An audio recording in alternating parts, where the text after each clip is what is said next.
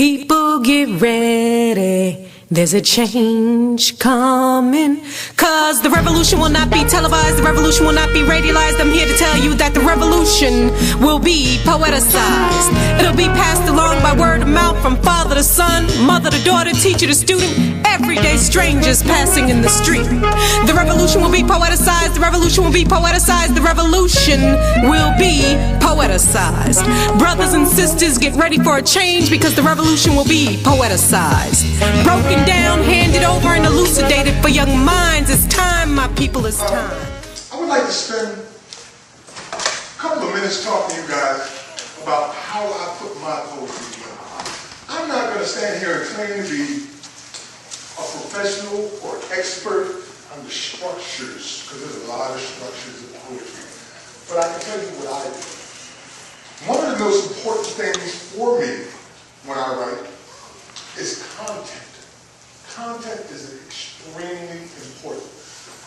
The exercise I gave you was given to you as an example of you to be able to look at things with brand new eyes. Sometimes, as a writer, I try to be someone else. Have you ever imagined yourself as someone else? Yeah, of course, everybody. You got heroes you watch on TV, and villains, and all of that stuff. And you imagine yourself as a writer. I actually do that. And not just as people. I have written poems from the perspective of a gun. Like the gun is doing the poem, you know what I mean? It was, years ago, there was a shooting incident in New York involving a young man. He got shot 41 times, and everybody was writing poems about it. And they were writing from the perspective of the victim, or an observer, or from someone else's perspective. I was like, I wonder what the gun was thinking at that moment, you know what I mean? So that's how I want you to think, is to think outside the box. Just don't follow things the way they lead you. Take a moment and think critically and try to examine it from a different perspective, because it will only expand your awareness of things. And you definitely want to have an expanded awareness, am I right? Absolutely. I'll give you an example of the list that I do when I'm writing. First, I look around with new eyes.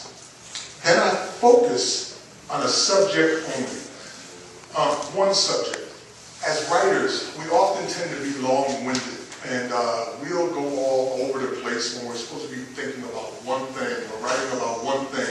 I know when you do homework and they tell you to write an essay or whatever it may be on one subject, it gets difficult sometimes because you get a little distracted.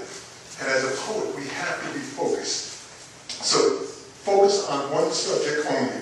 Then I explore its content. I look at that subject. I mean, what is there about that subject that nobody has ever said before, or maybe nobody has noticed before, or maybe just something I'm only aware of that I can share. So I would look at any subject and try to discern those differences.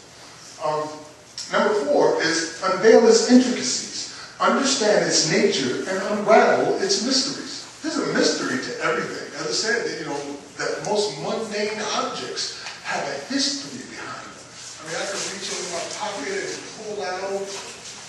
Can I pull out this in my pocket? Yes, I've got a little wallet in my pocket, right? When you see this, the average person goes to the wallet, right? What kind of leather skin is that? What kind of animal did that come from? How many animals does it take to run a factory that makes wallets? How many skins are required? Things like that. You think about these things. You get critical on something. You examine it. You can be analytical. Sometimes analytical to a fault. I know I am.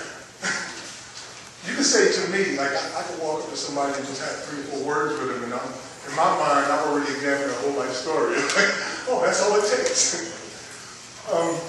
The next one is find the poem inside your subject. In everything is poetry.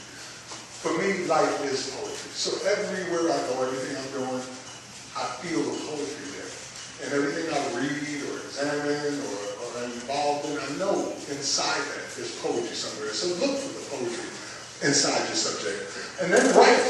I mean, just sit down with your pen or your paper or on your computer, or however you write, and just write. Let it out.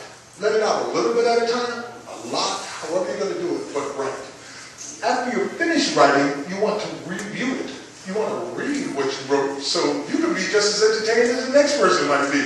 that first time you read what you wrote, it's like, wow, did I really write that? That is hot. Is anybody in here responsible for some hot lyrics that they've written once, twice? Let's see, I bet you, right? And you're like, wow, did I write that? That is so hot. And what do you do? Like, call your friend up, hey, you gotta hear this. This is off the chain. Check this out. Exactly, that's the feeling, man. It's almost like giving birth. It's incredible.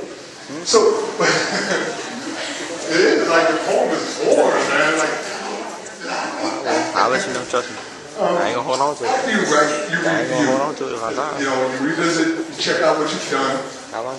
The next one is to revisit. After you review it, you revisit. You go back and you make any corrections that are necessary. You add anything that's necessary. You take away whatever's necessary. You're using critical thought on your own subject matter now, your poem. So you want to break it down as best as you can. I am personally a reductionist, and I think that any writer needs to be a reductionist.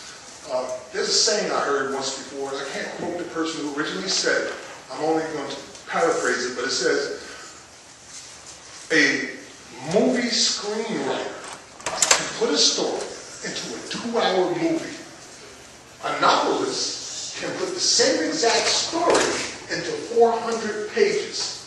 And a poet can put that story and more into one single page. That's what a reductionist is in poetry and in literature and spoken word. You really want to narrow it down to the smallest thing you can fit that says everything you want to say. You'd be surprised. Sometimes 3 or 4 words is all it takes to cover what's written in 5 to 10 pages. Number 9 would be restructure to minimalize, as I just said. Kill some puppies and keep it simple, stupid. I say kill some puppies. It's a phrase that a friend of mine gave me out in Providence, Rhode Island. His name is Christopher Johnson. And he's a slam artist. You guys know what slam is? Yeah. Poetry performance, yeah.